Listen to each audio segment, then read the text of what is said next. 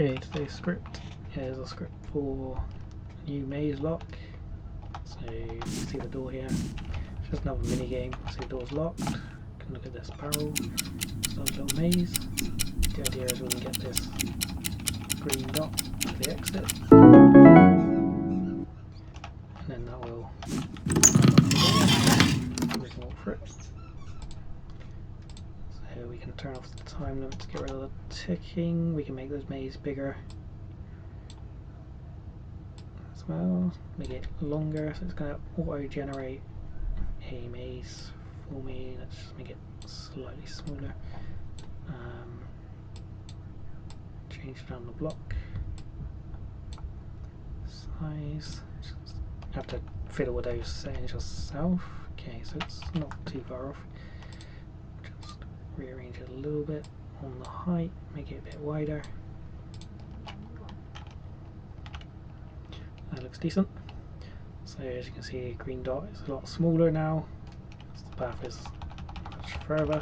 So it's going to generate these paths just randomly when you press on the object to start playing. So every maze will be different. Not much of a maze, I guess, just a general pathway that you have to follow. As you can see, same settings, totally different maze. Actually, if we do this, and we should be able to close and then reload a new one. There we go. So click the button here, get a new one. Okay, so sometimes as it's procedurally generating it, it can take a little while depending on how big the maze is. And obviously, like I say, you can play around with the settings here to make them really big. Let's go with, say, 80 by 60 or something. Just change that right down to as small as possible. We can change, you can have fixed start positions, so in each of the corners, so like top left, bottom left, etc. And then have the exit will be in the opposite corner, or you can have it at 5, which is a random position. You can have a width and a height between 1 and 10, which is 1 and 10% of the screen. So obviously the more rows and columns you have in your maze, the smaller these values need to be. You can change the overlay and the cursor and the close button and all that as you would with any of the other scripts, and where the play area actually starts, so like where the top left of the maze is, you can move that around, and then obviously the size of the maze is determined by the settings that you get. So there we go, got the biggest, probably the biggest maze we're going to see. You can see the little green dot down here. So we're using the W, A, S and D keys to move around. As you can see, I can't move through the wall here,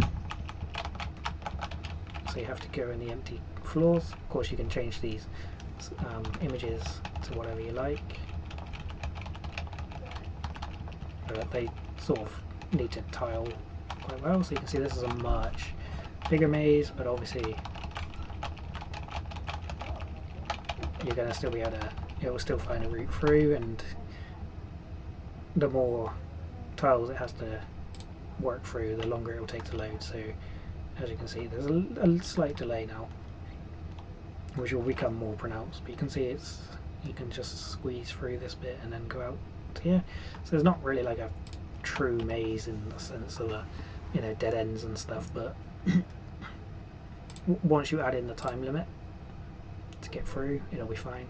And of course you can make it much smaller if you want to, so that it's back to being quite easy but better looking. Let's just bring this down a little bit, see if that looks alright. Okay, so as you can see, these are much simpler sort of pathways to do, mini dungeons I guess you could call them. Just, there we go.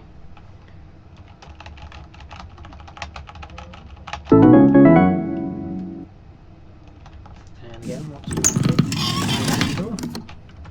so if we add in a time limit, say, I don't know, 5 seconds, and then we have our timer on the screen,